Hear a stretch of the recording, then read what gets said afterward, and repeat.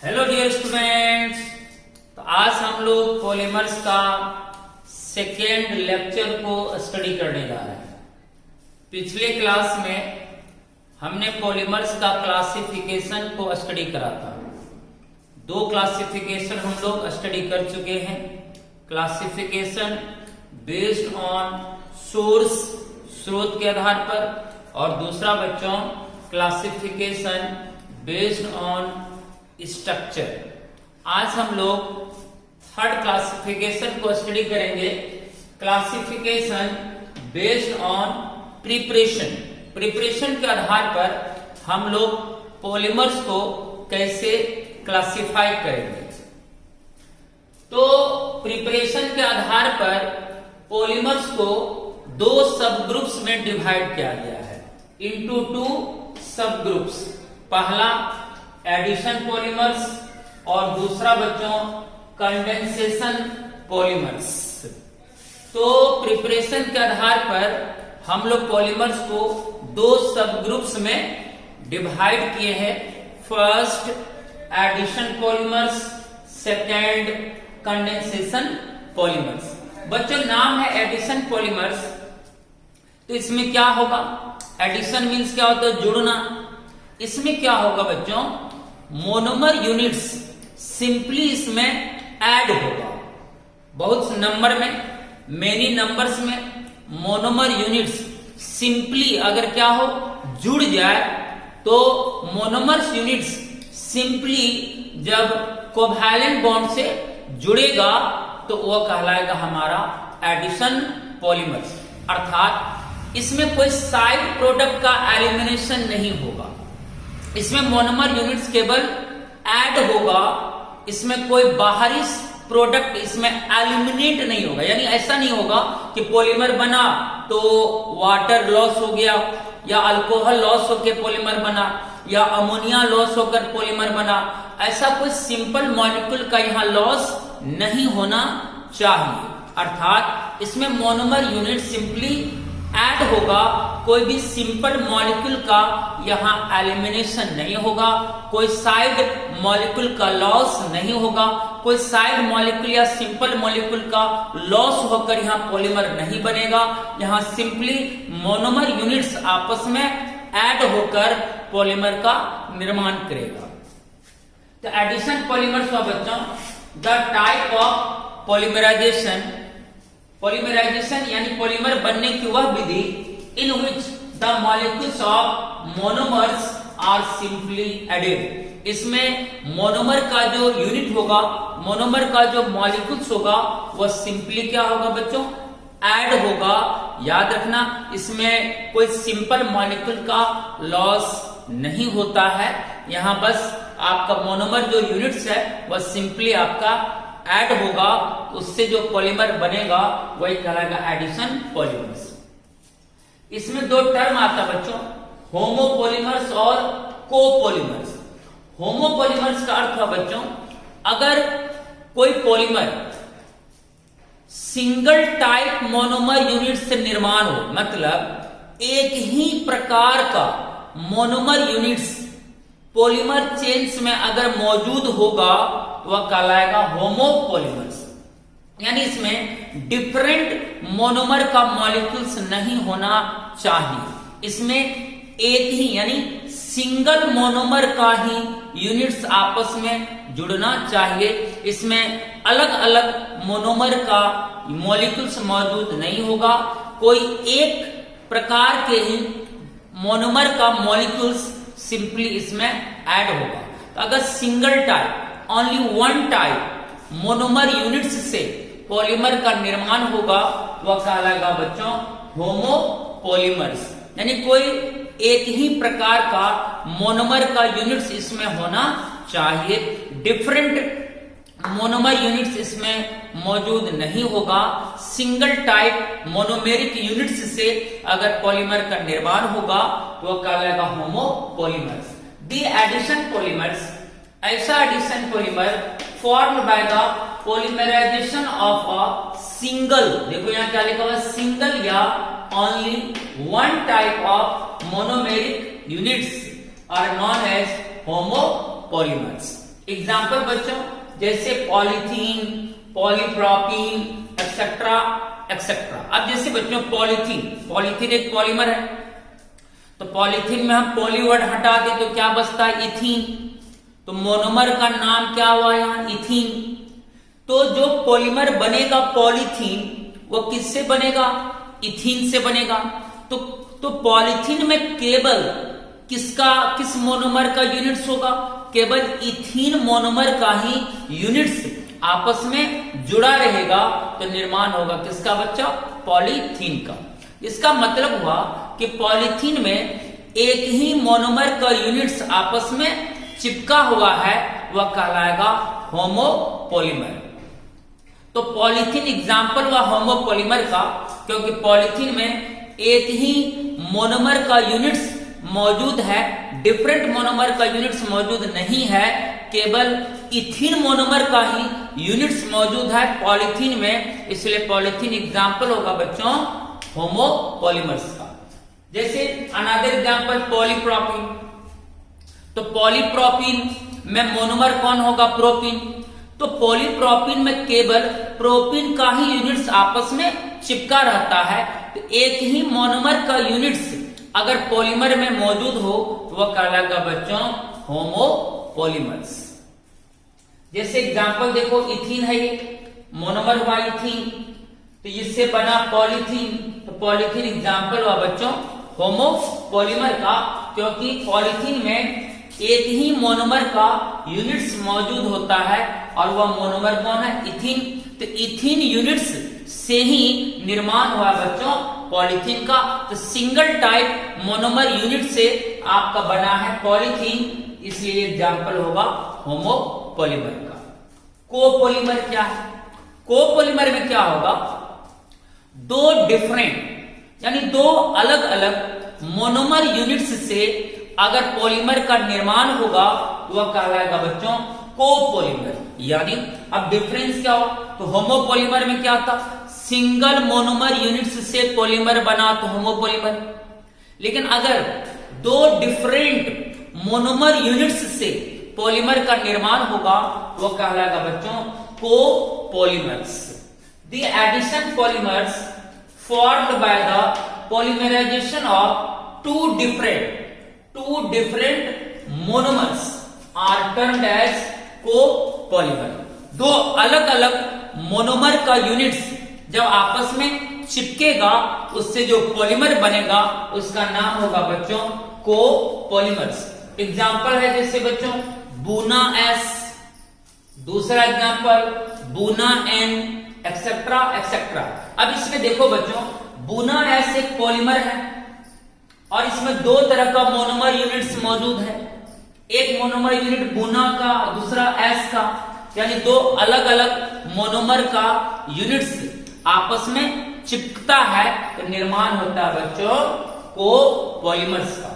तो buna S का अगर हम बच्चों प्रिपरेशन दिखाएं तो बूना में बूना का अर्थ हुआ बच्चों ब्यूटा 1,3 डाइन, ब्यूटा 1,3 डाइन, ये हमारा हो गया बच्चों बूना। बूना हो गया ब्यूटा 1,3 डाइन। एक मोनोमर का नाम हुआ ब्यूटा 1,3 डाइन। 1 2 3 4, देखो 4 कार्बन नजर आ रही है इसलिए यहां ब्यूटा लगा। डबल बॉन्ड देखो बच्चों यहां से अगर हम नंबरिंग करें तो 1 2 3 4 4 कार्बन, तो डबल बॉन्ड फर्स्ट कार्बन पे और थर्ड कार्बन पे, इसलिए यहां लगा 1,3 डाइन, क्योंकि डबल बॉन्ड पे इन वर्ड यूज होता है। तो एक इन है 1 पोजीशन पर और दूसरा इन है 3 पोजीशन पर, इसलिए नाम हो गया बच्चों ब्यूटा 1,3 डाइन। दूसरा है बच्चों एस। एस का अर्थ हो गया बच्चों स्टायरीन। स्टायरीन हुआ बच्चों जैसे बेंजीन रिंग है, बेंजीन रिंग को हम लोग कहते हैं फिनाइल। देखो फिनाइल जुड़ा हुआ है किससे? दो कार्बन के बीच में देखो डबल बॉन्ड है तो इथीन हुआ, इसका नाम हुआ बच्चों phenyl ethene. Phenyl ethene, phenyl ethene को ही हम लोग कहते हैं बच्चों स्टायरीन। तो फिनाइल इथीन हमारा आईपेन नाम हो गया, स्टायरीन हमारा कॉमन नाम हो गया। तो फिनाइल इथीन का ही नाम है स्टाइरिन। अब देखो बच्चों, बुना एस एक प्रकार के मोनोमर से बना है या दो डिफरेंट मोनोमर से बना है? तो आपका आंसर होगा सर, दो डिफरेंट मोनोमर्स से निर्माण हुआ है बुना एस का। एक मोनोमर हुआ सर बुना अर्थात ब्यूटा 1,3 डाइन, और दूसरा मोनोमर हुआ एस, एस का अर्थ हुआ स्टाइरिन। तो नाम से ही पता चलता है इसमें दो तरह का मोनोमर्स का यूनिट्स प्रेजेंट है, एक बुना और एक एस। तो दो डिफरेंट मोनोमर्स से बुना एस का निर्माण हुआ, ये कहलाएगा बच्चों हमारा कोपोलिमर्स। तो डिफरेंट मोनोमर्स से बनेगा तो कोपोलिमर्स, सेम टाइप अर्थात सिंगल टाइप मोनोमर यूनिट से बनेगा तो कहलाएगा होमोपोलिमर्स। तो अब इसमें हम लोग इसको सॉल्व करेंगे। तो देखो, दो मोनोमर हो गया बुना ब्यूटा 1,3 डाइन, और स्टाइरिन हो गया फिनाइल इथीन, बिकॉज इथीन से अटैच है यहाँ फिनाइल, तो नाम हो गया फिनाइल इथीन, इसी का नाम होता है बच्चों स्टाइरिन। अब इसको क्या करना है बच्चों, चिपका देना है, तो बन जाएगा बुना एस। चलिए मैं इसको अभी मिटा देता हूं और हम आपको बताते हैं कि कैसे हम लोग पॉलीमर को फॉर्म करते हैं। कल भी बताया था पिछले लेक्चर में, आज भी बताने देखो। जो मोनोमर है उसको देखकर सिंपली यहां पर क्या करना है बच्चों, ड्राइंग कर लेना है। एग्जैक्टली जैसा मोनोमर वैसे। ध्यान रहे, जहां मोनोमर में डबल बॉन्ड है, हम जो पॉलीमर साइड उसको ड्राइंग करेंगे विथ सिंगल बॉन्ड। जहां डबल बॉन्ड है वहां पर हम लोग पहले सिंगल बॉन्ड को यूज करेंगे। देखो यहां क्या बच्चों CH2, तो आप भी यहां यूज करो CH2। यहां डबल बॉन्ड है तो हम यहां यूज करेंगे बच्चों सिंगल बॉन्ड। फिर CH है तो मैं भी यूज करूंगा यहां CH। फिर यहां सिंगल बॉन्ड तो सिंगल बॉन्ड, फिर CH है तो फिर यहां CH। फिर देखो डबल बॉन्ड आ गया तो हम यहां यूज करेंगे सिंगल बॉन्ड। फिर यहां CH2 है तो फिर मैं भी यूज करूंगा CH2। क्लियर है?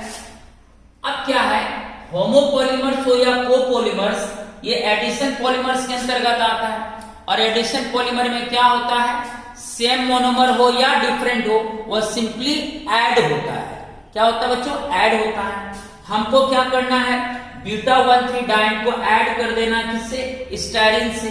तो CH2 के बाद अब हम लोग इसको उसमें जोड़ देते हैं बॉन्ड के साथ। तो CH2 के बाद फिर यहां देखो क्या है CH2, तो बॉन्ड CH2। फिर यहां डबल बॉन्ड है तो हम यहां यूज करेंगे सिंगल बॉन्ड।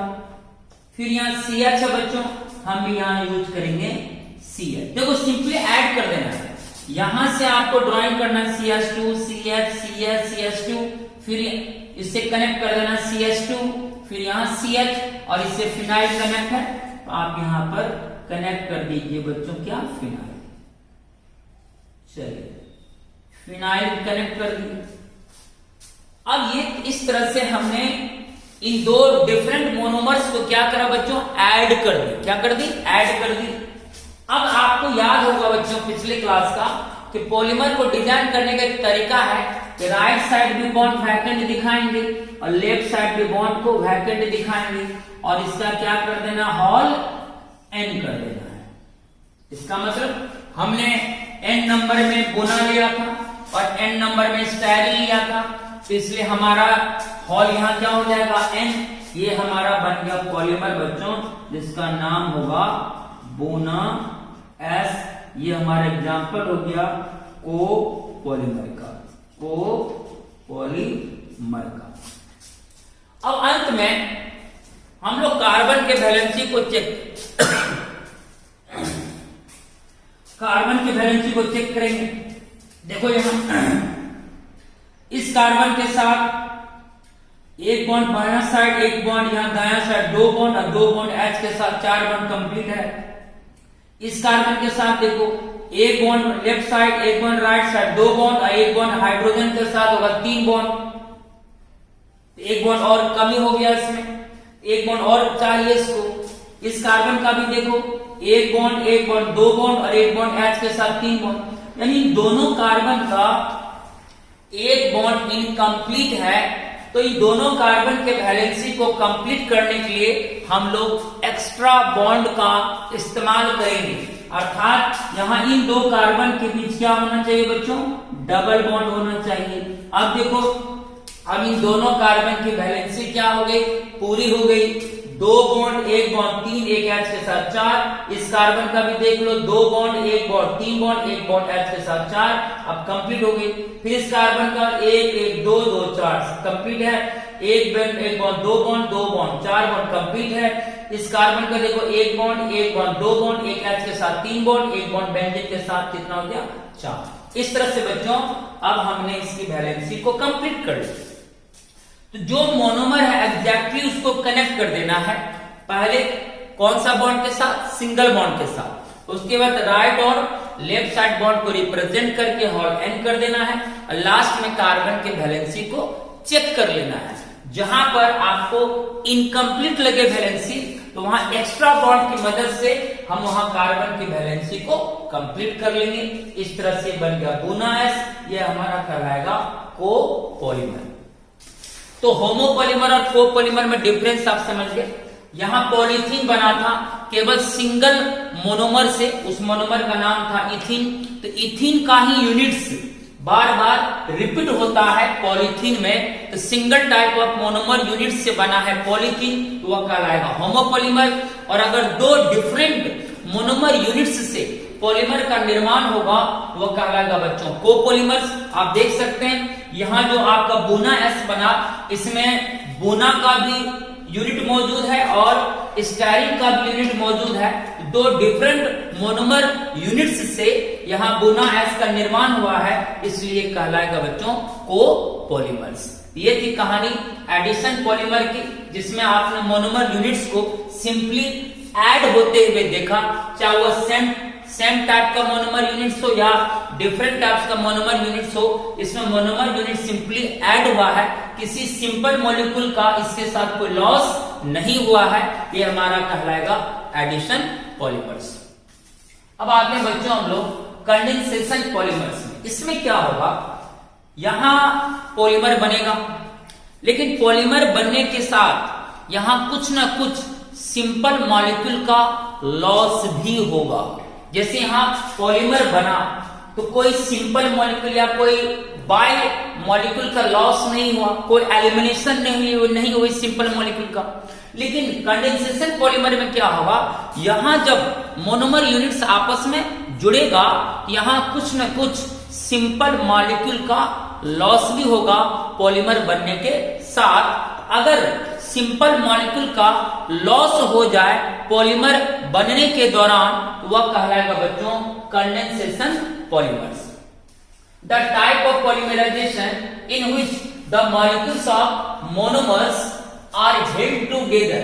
यहां मोनोमर यूनिट्स आपस में क्या होगा बच्चों, जुड़ेगा, कोवैलेंट बॉन्ड से चिपकेगा by loss of simple molecule.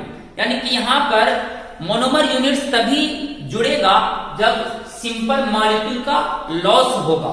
Simple molecule के रूप में क्या क्या लॉस हो सकता है, जैसे वाटर लॉस होकर अगर पॉलीमर बन सकता है, या अमोनिया मॉलिक्यूल लॉस होकर पॉलीमर बन सकता है, या कार्बन डाइऑक्साइड मॉलिक्यूल लॉस होकर बन सकता है, या हाइड्रोजन लॉस होगा तब पॉलीमर बनेगा, या क्लोराइड मॉलिक्यूल्स या alcohol etcetera etcetera. In simple molecule का लॉस होकर अगर पॉलीमर आपका निर्माण होगा, वह कहलाएगा बच्चों कंडेंसेशन पॉलीमर्स।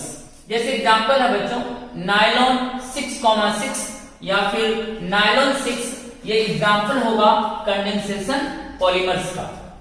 जैसे बच्चों हम यहाँ पर नायलॉन 6,6 का निर्माण करते हैं। नायलॉन 6,6 एक पॉलीमर है जिसमें दो तरह का मोनोमर यूनिट्स आपस में चिपकता है। नायलॉन 6,6 का निर्माण होता है दो अलग अलग मोनोमर यूनिट्स से। एक मोनोमर का नाम है बच्चों hexa methylene diamine. Hexa methylene diamine. बच्चों आप जानते हो मीथेन का फॉर्मूला क्या होता है, CH4 मीथेन हो गया। इससे एक हाइड्रोजन को हम रिप्लेस कर दें, एक हाइड्रोजन को हटा दें, कितना बचता है 3 हाइड्रोजन। ये हो गया मिथाइल, मीथेन से एक एच हटा दिया तो क्या हो गया मिथाइल। अब बच्चों मिथाइल से पुनः हम एक एच को हटाने जा रहे हैं, 3 में से एक एच हट जाएगा तो कितना बचेगा 2 एच। अब ये हो जाएगा बच्चों मिथाइलिन पढ़ेंगे इसको, क्या पढ़ेंगे मिथाइलिन।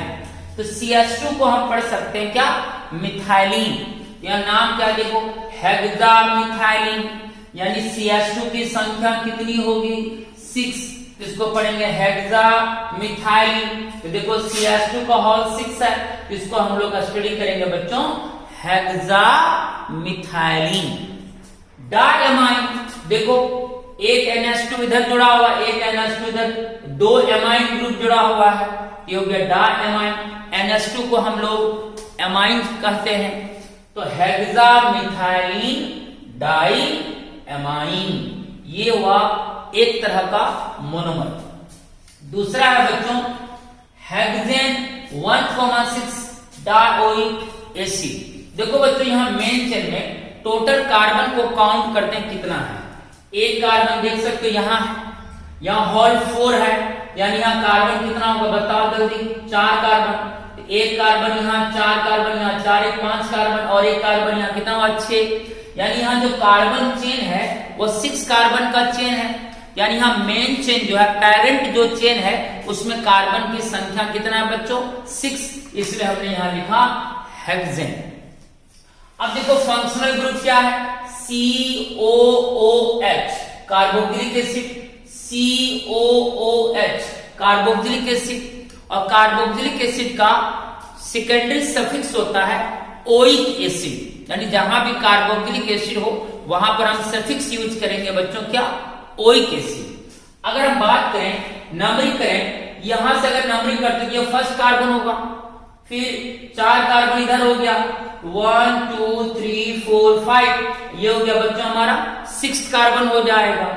तो हमारा ओइक एसिड यानी carboxylic group first carbon represent कर रहा है और 6 कार्बन रिप्रेजेंट कर रहा है। तो हमारा ओइक ग्रुप मौजूद है फर्स्ट कार्बन पे और 6 कार्बन पे, इसलिए हमने लिखा बच्चों 1,6 डाइओइक एसिड। एक ओइक एसिड 1 पोजीशन पर, एक ओइक एसिड 6 पोजीशन पर, इसलिए हमने लिखा 1,6 डाइओइक एसिड। क्योंकि 2 ओइक ग्रुप है इसलिए यहां लगा डाइओइक एसिड। इसका नाम हो गया बच्चों हेक्सेन 1,6 डाइओइक एसिड। इसी का कॉमन नाम है बच्चों एडिपिक एसिड।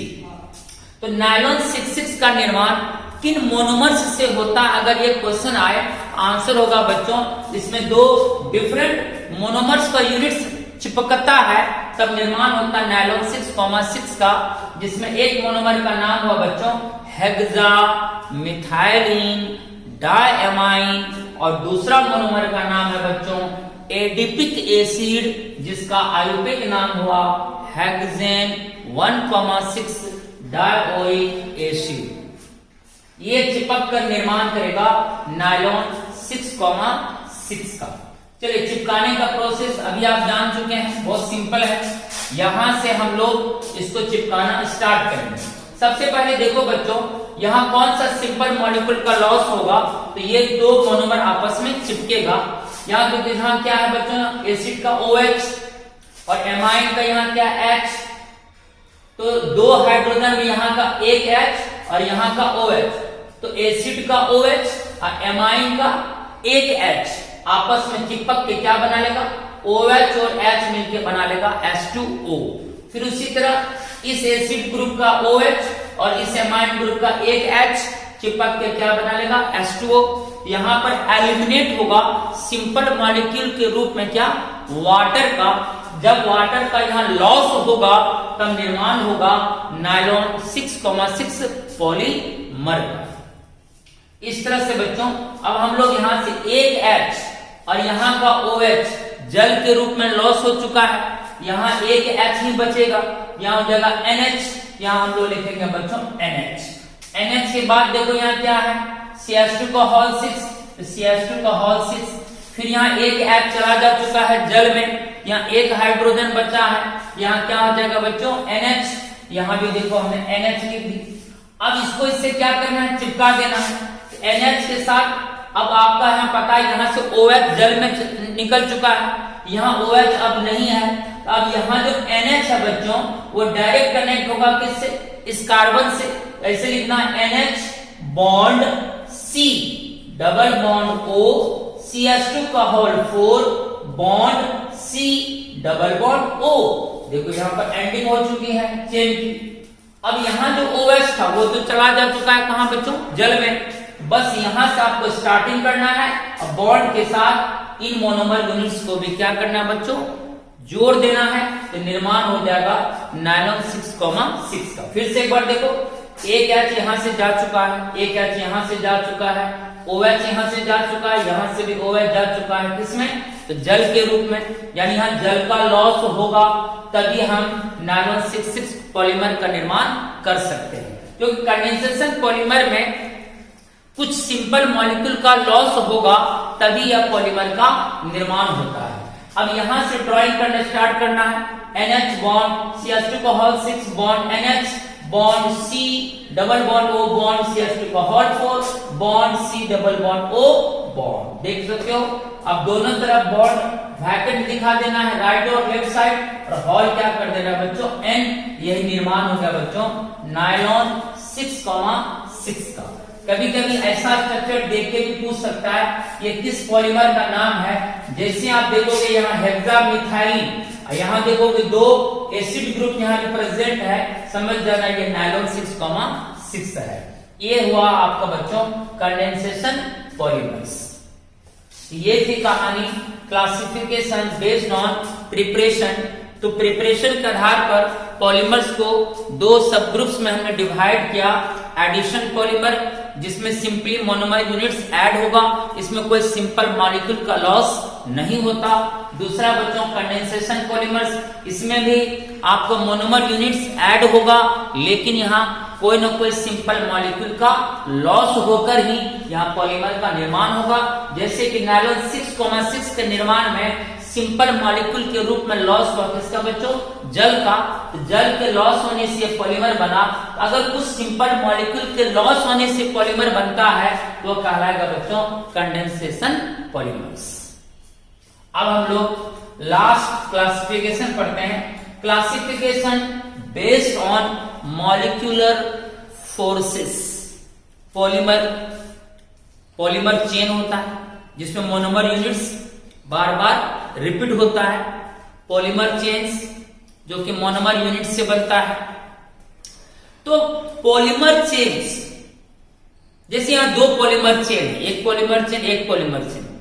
तो पॉलीमर चेन आपस में किस बॉन्ड से जुड़ता है, तो पॉलीमर चेन्स आपस में जिस बॉन्ड से जुड़ता है उस बॉन्ड के आधार पर, उस इंटरमॉलिक्यूलर फोर्सेस के आधार पर पॉलीमर्स को कई भागों में बांटा गया है। The polymers are classified into the following 4 सब ग्रुप्स। यानी इंटरमॉलिक्यूलर फोर्सेस के आधार पर पॉलीमर चेन्स के बीच जो इंटरमॉलिक्यूलर फोर्सेस एग्जिस्ट होता है, उस इंटरमॉलिक्यूलर फोर्सेस के आधार पर पॉलीमर्स को 4 सब ग्रुप्स में बांटा गया है on the basis of magnitude of intermolecular forces present in the polymer chains. तो पॉलीमर चेन्स के बीच जो इंटरमॉलिक्यूलर फोर्सेस लगती है उसके मैग्नीट्यूड के आधार पर पॉलीमर्स को 4 सब ग्रुप्स में डिवाइड किया गया है। पहला है बच्चों इलास्टोमर्स, फिर हम लोग सेकेंड पढ़ेंगे फाइबर्स, थर्ड पढ़ेंगे थर्मोप्लास्टिक एंड फोर्थ पढ़ेंगे थर्मोसेटिंग पॉलीमर्स। तो 4 सब ग्रुप्स में इंटरमॉलिक्यूलर फोर्सेस के मैग्नीट्यूड के आधार पर इसको 4 भागों में बांटा गया, जिसमें पहला बच्चों इलास्टोमर्स, दूसरा क्या बोले हम थर्मो, दूसरा हम लोग पढ़ेंगे फाइबर्स, तीसरा थर्मोप्लास्टिक, चौथा थर्मोसेटिंग पॉलीमर्स। आइए हम लोग मॉलिक्यूलर फोर्सेस के आधार पर पहला टाइप देखें इलास्टोमर्स। दीज आर रबड़ लाइक सॉलिड्स। इलास्टोमर्स कैसा होता है बच्चों, रबड़ की तरह सॉलिड होता है विद इलास्टिक प्रॉपर्टीज, और इसमें इलास्टिसिटी का गुण होता है। The polymers that can be stretch like elastic, और ये इलास्टिक की तरह क्या हो सकता है बच्चों, फैल सकता है, इसको हम स्ट्रेच कर सकते हैं, जो जैसा कि इलास्टिसिटी का गुण होता है, उस गुण के आधार पर हम इलास्टोमर्स को स्ट्रेच कर सकते हैं। And also come back to their original shape on reaching the force. जैसे आपने क्या किया, फोर्स लगाया, फोर्स लगाकर रबड़ को क्या किया, स्ट्रेच कर दिया, ठीक। फिर जैसे वो फोर्स को आप हटाएंगे वह फिर रबड़ जो है अपने ओरिजिनल जगह पर आ जाएगा। यानी आपने फोर्स लगाया तो इलास्टिक गुण होने के कारण क्या हुआ, आपने अगर रबर में फोर्स लगाया, फोर्स के कारण आपने उसको स्ट्रेच कर दी, जैसे ये फोर्स को हटाएंगे तो फिर पुनः रबर अपने शेप में आ जाएगा, जो उसका ओरिजिनल शेप था, फिर वह शेप को वह पुनः गेन कर लेता है। ये गुण होता है इलास्टोमर्स में। These are rubber like solids with elastic property, इसमें इलास्टिसिटी का गुण होता है। The polymer that can be stretch like elastic, और इलास्टिक की तरह आप इसको स्ट्रेच कर सकते हैं, फैला सकते हैं। And also come back to their original shape, लेकिन फिर ये अपने पुनः अपने ओरिजिनल शेप में आ जाएगा। कैसे, ऑन रिलीजिंग द फोर्स, जब आप फोर्स को हटाएंगे तब ये पुनः अपना शेप को गेन करेगा।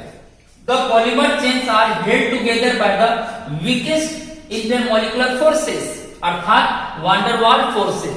और इसमें जो क्या होता है बच्चों, जो पॉलीमर चेन्स होता है वो बहुत ही कमजोर फोर्स से आपस में एक दूसरे से जुड़ा रहता है। जैसे उन वीकेस्ट फोर्सेस का नाम है बच्चों वान डेर वाल फोर्सेस। यानी इलास्टोमर्स बहुत लचीला होगा क्योंकि तो इसका जो पॉलीमर चेन्स होता है वो बहुत ही कमजोर फोर्सेस से कनेक्ट रहता है, जुड़ा रहता है, इसलिए इसमें इलास्टिसिटी की प्रॉपर्टी होती है। ये बहुत सॉफ्ट होगा, ये हार्ड नहीं होगा, क्योंकि इसमें जो इंटरमॉलिक्यूलर फोर्सेस है वो बहुत वीकेस्ट है, बहुत कमजोर है। कमजोर फोर्स से यहाँ पॉलीमर चेन्स आपस में जुड़ा रहता है। ये गुण होता है इलास्टोमर्स का। इसका एग्जाम्पल हुआ बच्चों नियोप्रीन, बुना एस, बुना एन, एक्सेट्रा एक्सेट्रा। ये सब रबड़ लाइक सॉलिड्स होता है, जो एग्जाम्पल हुआ इलास्टोमर्स का। तो नियोप्रीन हुआ, बुना एस, बुना एन, ये सब नाम हुआ पॉलीमर्स का। ये पॉलीमर्स एग्जाम्पल हुआ इलास्टोमर्स का। चलिए बच्चों, अगर किसी को स्क्रीनशॉट लेना है तो जल्द से लीजिए, फिर हम इसका दूसरा टाइप में आते हैं। चलिए स्क्रीनशॉट ले लिए। इलास्टोमर्स हम लोग जान लिए, इलास्टोमर्स एक रबर लाइक सॉलिड होता है, इसमें इलास्टिसिटी का गुण होता है, और इसमें पॉलीमर चेन्स आपस में वीकेस्ट इंटरमॉलिक्यूलर फोर्सेस अर्थात वान डेर वाल फोर्सेस से जुड़ा रहता है। और इसको आप चाहें तो फोर्स लगाकर स्ट्रेच कर सकते हैं, फिर जैसे फोर्स को आप हटाएंगे तो पुनः आपका यह अपना ओरिजिनल शेप में पुनः ये आ जाएगा, फिर वह अपना शेप को गेन कर लेता है।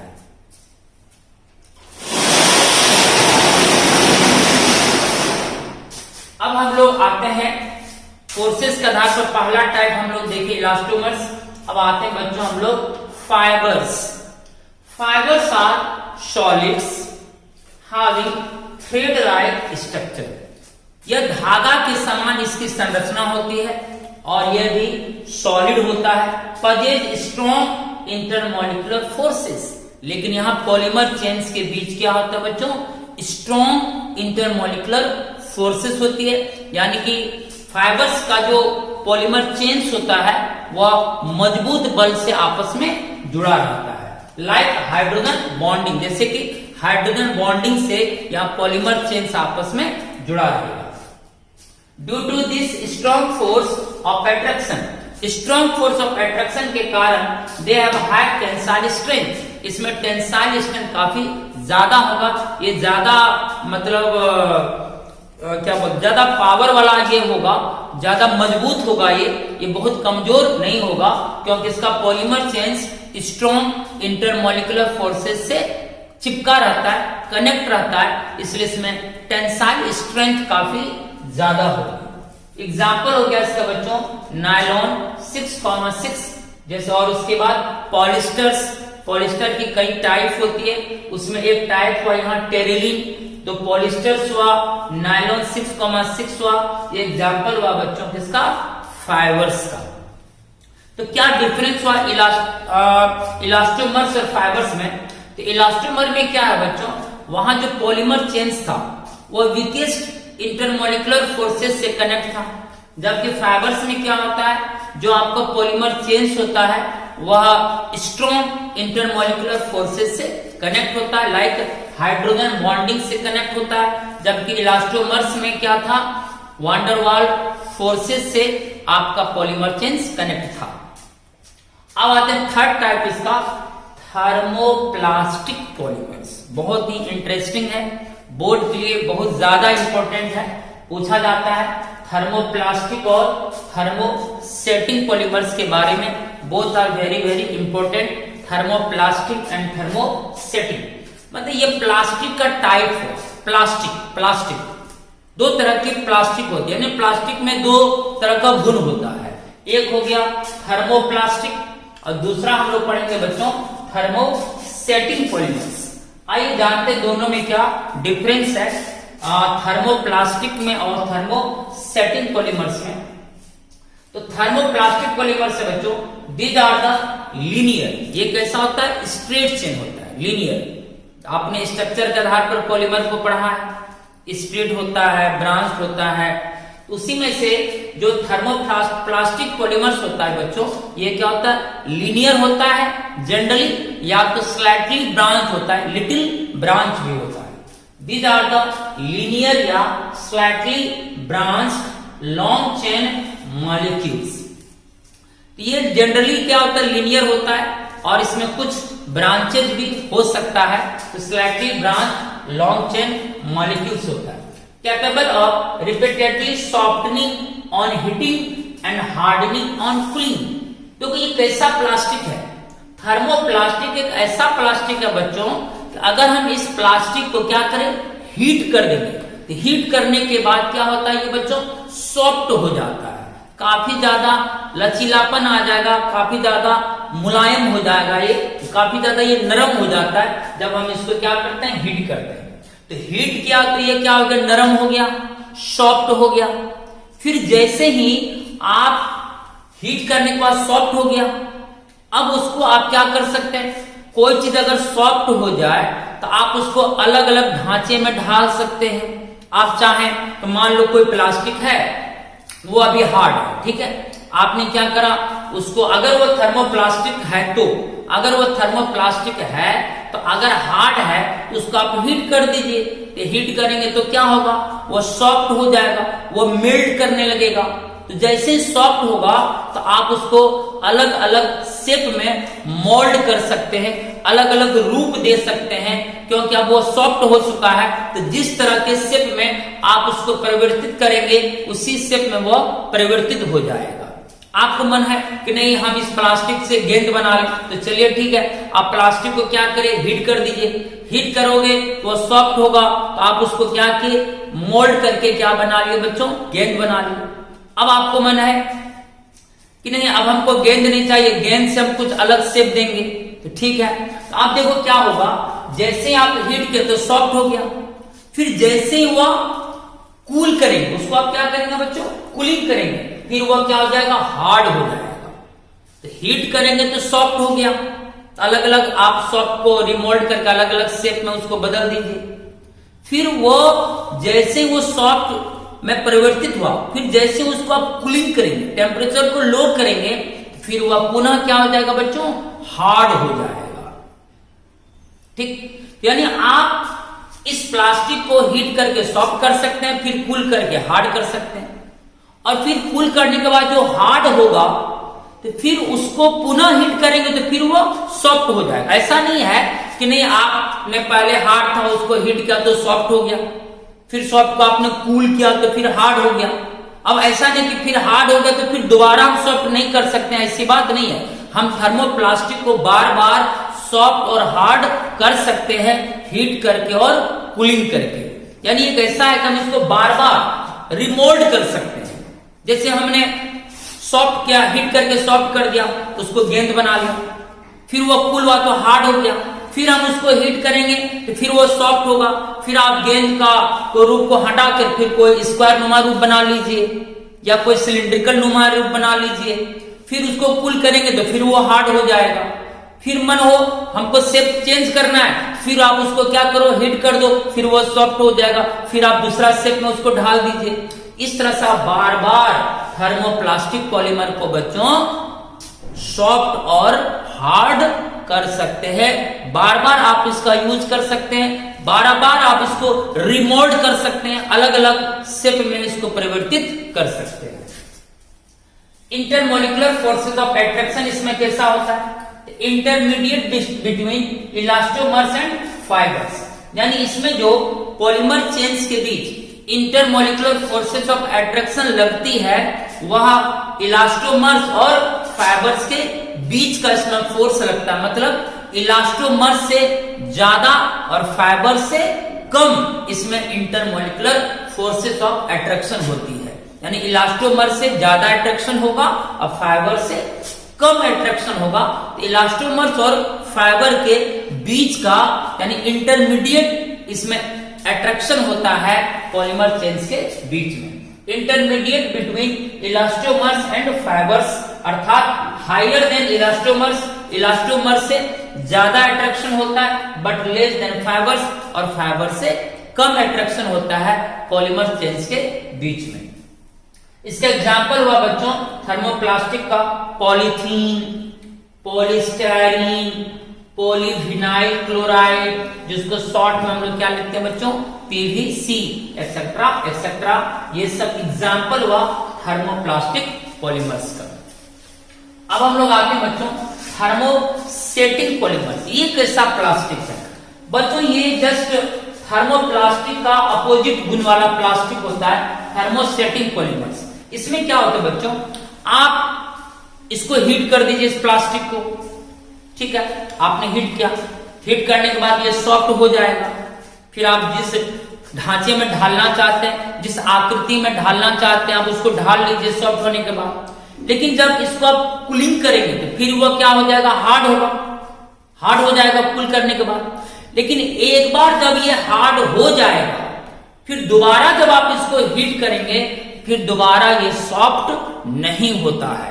जबकि थर्मोप्लास्टिक में क्या था, आप हीट किए सॉफ्ट हो गया, जिस आकृति में ढालना है ढाल लीजिए, फिर कूलिंग किए तो फिर वो हार्ड हो गया, फिर वो हार्ड होने के बाद फिर हीट करिएगा फिर वो सॉफ्ट हो जाता है।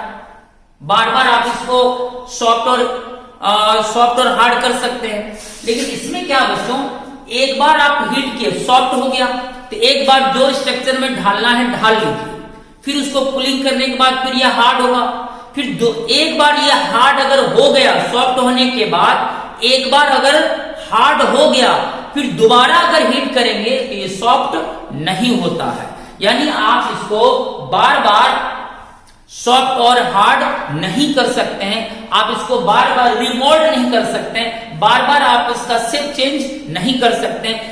एक बार ही आपको मौका मिलेगा हीट करके सॉफ्ट करने का, और उसी सॉफ्टनिंग वे में आपको जिस आकृति में इसको बनाना है, ढालना है, मोल्ड करना आप कर लीजिए। क्योंकि एक बार जो स्ट्रक्चर बन जाएगा सॉफ्टनिंग के बाद, फिर जब ये हार्ड होगा कूलिंग करने के बाद, फिर जब ये हार्ड हो जाएगा वो हार्ड स्ट्रक्चर फिर अब दोबारा सॉफ्ट नहीं होगा। इसमें यही एक बात है कि इसको आप बार बार इसके शेप को आकृति को चेंज कर सकते हैं, हीट करके आप पुनः इसको शेप को चेंज कर सकते हैं। लेकिन यह एक बार जिस ढांचे में ढल गया उसके बाद आप चाहें कि नहीं हम इसकी आकृति को पुनः बदल दें, वह संभव नहीं होगा। क्योंकि दोबारा जब आप हीट करिएगा इसको, यह दोबारा सॉफ्ट नहीं होता, यह हार्ड का हार्ड ही रह जाएगा। दोबारा आप लाख प्रयास कर लीजिए हीट करके, ये दोबारा सॉफ्ट नहीं होगा। आप इसके स्ट्रक्चर को बार बार रिमोल्ड नहीं कर सकते हैं। ये इसमें गुण है। This polymers are cross linked, जैसे ये क्या था, लीनियर था और स्लाइटली ब्रांच था। लेकिन ये क्या होता है बच्चों, क्रॉस लिंक। क्रॉस लिंक का मतलब बच्चों 3 डायमेंशनल वे में होगा, यानी इसमें हाईली ब्रांच्ड होगा। इसमें क्या था, स्लाइटली ब्रांच पॉलीमर चेन्स होता है, लेकिन ये क्या होता है, हाईली ब्रांच्ड होता है। हाईली ब्रांच का मतलब है बच्चों 3 डायमेंशनल वे में इसमें ब्रांचिंग आ जाएगी, यानी एक्स एक्सिस के अलॉन्ग भी ब्रांच होगा, वाई के अलॉन्ग भी, जेड के अलॉन्ग भी, कई तरह का ब्रांचेस इसमें देखने को मिलेगा। This polymers are cross linked मतलब 3 डायमेंशनल वे में यह पॉलीमर चेन्स आपको देखने को मिलेगा, अर्थात हैवीली ब्रांच मॉलिक्यूल्स होगा। इसमें ये काफी ज्यादा ब्रांचिंग इसमें होता है, जबकि इसमें स्लाइटली ब्रांच होता है थर्मोप्लास्टिक में, जबकि थर्मोसेटिंग में क्या होता है, हैवी ब्रांच होता है। If heated becomes infusible and can not be reused. Infusible मतलब क्या हुआ, अगर आप हीट किए तो सॉफ्ट हो गया, सॉफ्ट होने के बाद एक ही बार आपको मौका है, जिस आकृति में ढालना है इस प्लास्टिक को ढाल लीजिए। जब ये कूल होगा फिर ये हार्ड होगा, और हार्ड होने के बाद अब दोबारा आप इसको हीट करके सॉफ्ट नहीं कर सकते हैं, यानी आप इसको अब दोबारा रीमोल्ड यानी न्यू आकृति नहीं दे सकते हैं।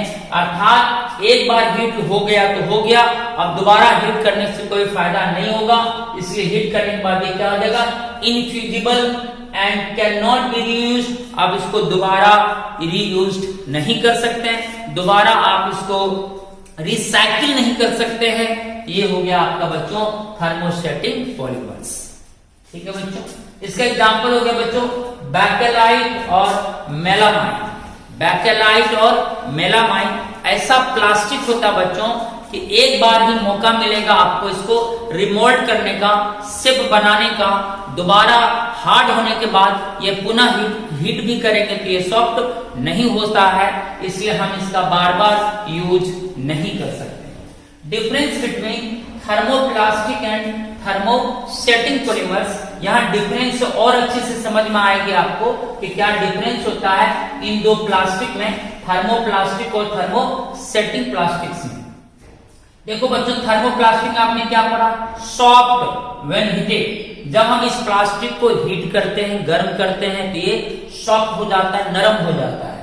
एंड हार्ड व्हेन कूल्ड, और जैसे हम इसको कूल करते हैं फिर ये क्या होता है बच्चों, हार्ड हो जाता है। अगेन एंड अगेन, यानी हम इस क्रिया को बार बार कर सकते हैं। हार्ड हुआ फिर हीट कीजिए, फिर वह सॉफ्ट हो जाएगा, फिर आप नया रूप दे दीजिए, नया आकृति में ढाल लीजिए, फिर हार्ड होगा, फिर आप सॉफ्ट करके फिर नया आकृति बना सकते हैं। यानी हम इसको बार बार सॉफ्ट और हार्ड कर सकते हैं, यानी हम इसके आकृति को बार बार चेंज कर सकते हैं, हम इसको रिसाइकिल्ड कर सकते हैं, हम इसको कई तरह के शेप में बार बार ढाल सकते हैं। इसमें क्या बच्चों, सॉफ्ट ओनली वंस मीन्स एक बार, एक ही बार हम इसको सॉफ्ट कर सकते हैं, क्या करके बच्चों, हीट करके, यानी हम बार बार इसको हीट करके सॉफ्ट नहीं कर सकते।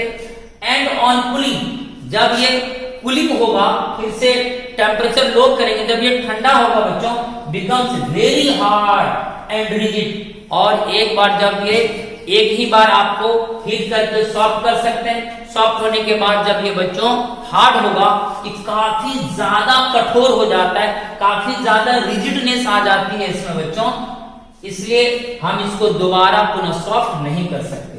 When heated again it does not become soft, लेकिन जब आप दोबारा इसको हीट करेंगे it does not become soft at all, यानी आप दोबारा अगर एक बार हार्ड हो गया उसके बाद आप इसको हीट करके सॉफ्ट करेंगे तो वह संभव नहीं है। तो लिखा हुआ when heated again, जब आप दोबारा इसको हीट करेंगे it does not become soft, ये दोबारा अब सॉफ्ट नहीं होगा।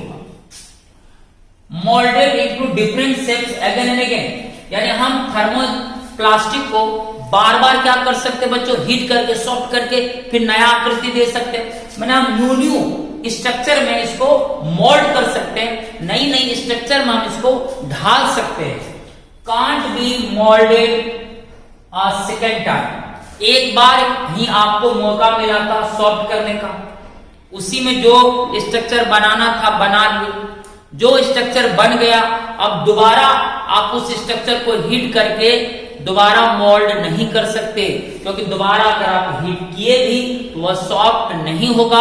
यानी हम लोग बार बार थर्मोसेटिक प्लास्टिक को मोल्ड नहीं कर सकते, न्यू आकृति में चेंज नहीं कर सकते। इट इज फ्लेक्सिबल, थर्मोप्लास्टिक मेरा कैसा होता है बच्चों, फ्लेक्सिबल होता है। कैन बी बेंड इजिली, हम इसको आराम से किसी भी रूप में बेंड कर सकते, मोड़ सकते हैं। और विदाउट एनी ब्रेकिंग। अगर हम थर्मोप्लास्टिक को किसी भी तरह से मोड़ दें, बेंड कर दें, ये आपका ब्रेक नहीं होगा, ये आपका टूटेगा नहीं। जबकि जो आपका थर्मोसेटिक प्लास्टिक होता है वो नॉट फ्लेक्सिबल, वह फ्लेक्सिबल नहीं होता है, आप उसको बेंड दोबारा नहीं कर सकते हैं। एग्जाम्पल वाइज का बच्चों, पॉलीथीन, पॉलीस्टाइरीन और पीवीसी, इसका एग्जाम्पल हुआ बच्चों बेकेलाइट और मेलाबाइट। तो क्या डिफरेंस था थर्मोप्लास्टिक और थर्मोसेटिक प्लास्टिक्स में, आपको इस समझ में आएगी। तो दो तरह का गुण होता है प्लास्टिक में, एक वो प्लास्टिक होता है जिसको हम हीट करके सॉफ्ट कर सकते हैं, फिर कूल करके हार्ड कर सकते हैं, फिर उसको हम हीट करके सॉफ्ट कर सकते हैं, फिर नई आकृति बना सकते हैं, एक ही आकृति को बार बार हम चेंज कर सकते हैं थर्मोप्लास्टिक के द्वारा। लेकिन थर्मोसेटिक प्लास्टिक में ऐसा मौका नहीं मिलेगा।